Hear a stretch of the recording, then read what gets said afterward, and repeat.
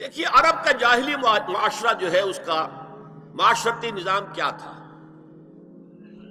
کیا وہاں عورتیں ننگی رہتی تھیں؟ کیا وہاں کوئی خاندانی نظام نہیں تھا؟ یہ نہ سمجھیے کہ وہاں کوئی اس طرح کا معاملہ تھا کہ کوئی خلا تھا۔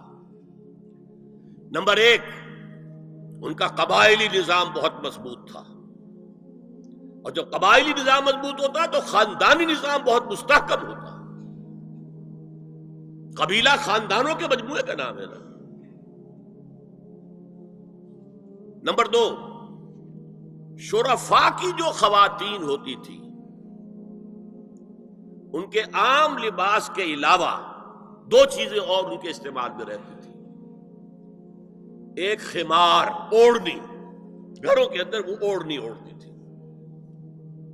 ایک جلباب، لمبی سی چادر کہ جب باہر نکلتی تھی تو اس میں اپنے پورے جسم کو لپیٹ لیتی تھی، لیکن چہرہ نہیں چھپاتی تھی۔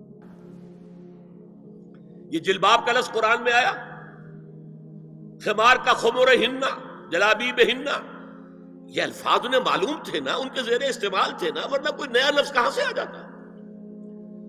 تو جلباب اور خمار ان کے لباس کا حصہ تھا، گھر میں اوڑھنی، اور باہر نکلے تو ایک بڑی چادر میں اپنے آپ کو لپیٹ لے، لیکن چہرہ نہیں چھپانا، سر کے اوپر بھی ضروری نہیں ہے کہ کچھ ہے ہو۔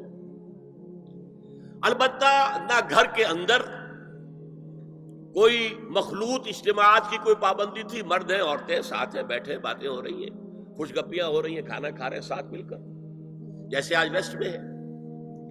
اور نہ ہی اور باہر جو ہے کوئی مخلوط جو ان کے اجتماعات تھے ان کے اوپر کوئی پابندی تھی، ایک جو ہے مخلوط معاشرہ تھا۔ لیکن نمبر تین، وہاں ایک طبقہ تھا کنیزوں کا، کنیزیں، باندیاں، عام خادمائیں، انہیں جاریات بھی کہہ دیتے تھے، چھوکریاں۔ ان کا جو ہے معاملہ یہ تھا کہ ان کے لیے نہ کوئی جلباب تھی، نہ کوئی خمار تھا، یہ ننگے سر، ننگے منہ، چہرہ کھلا ہوا آتی تھی۔ لباس کے بھی کوئی بہت زیادہ ان کے کوڈ نہیں تھے، بے پردگی، عریانی، بے حیائی اور بے شرمی، یہ سب ان میں تھا۔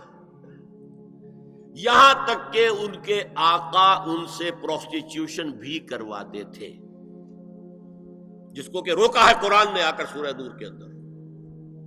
ذریعہ بناتے تھے آمدنی کا، میری کنیز ہے، کوئی اسے استعمال کرے، پیسے دے، کمائی ہے نا اس کی، میرے پاس آئے گی، میری کنیز۔ تو یہ پروسٹیٹیوشن، قحبہ گری جو ہے، یہ بھی ان کے اندر عام تھی۔ تو یہ دو طبقے ہو گئے، شرفاء کی خواتین اور یہ عام چھوکریاں، خادمائیں، باندیاں، کنیزیں، جاریات۔ اور ان سے چھیڑ چھاڑ کرنے کا لوگوں کو حق تھا۔ وہ بازار میں نکلی ہے تو وہ چھیڑے گا، کیونکہ وہ تو ان کا معاملہ یہ ہے۔ پروسٹیٹیوشن کے لیے بھی جب آمادہ ہے، یا ایک ہے معاملہ چل رہا ہے پروسٹیٹیوشن کا بھی، تو چھیڑ چھاڑ کے اندر تو کوئی بھی رکاوٹ ہے ہی نہیں۔ اس پس منظر میں دیکھیے اسلام نے جو معاشرتی چینجز کی ہیں، جو معاشرتی اصلاحات کی ہیں، ان کے ہدف کیا ہے؟ پہلا ہدف مضبوط خاندانی نظام۔ یہ خاندانی نظام شروع ہوتا ہے ایک مرد اور ایک عورت کے درمیان ازدواج سے، اور وہاں نکاح ہوتا تھا۔ ان دونوں کے درمیان جتنی محبت ہوگی، جتنا قرب ہوگا، جتنا باہمی اعتماد ہوگا، اتنا ہی خاندان مضبوط ہوگا۔ اس لیے کہ یہ فرسٹ ڈائمنشن ہے خاندان کی، شوہر اور بیوی۔ اب شوہر اور بیوی کو اللہ نے اولاد دے دی، second dimension has been added now.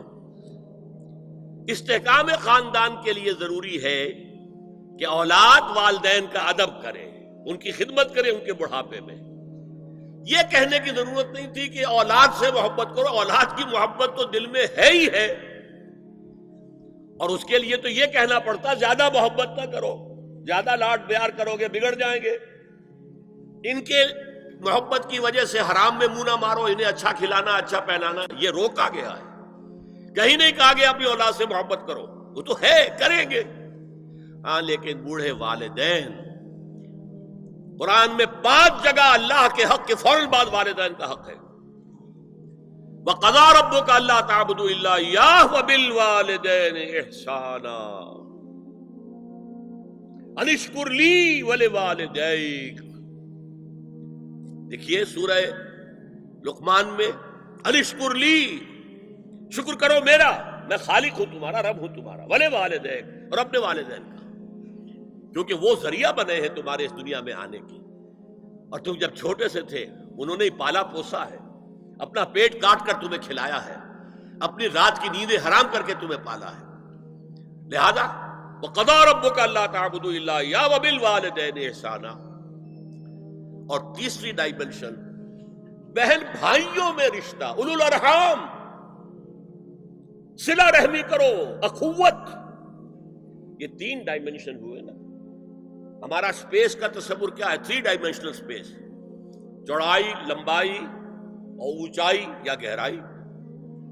تو یہ 3 ڈائمنشنز ہے خاندان کے ادارے کی.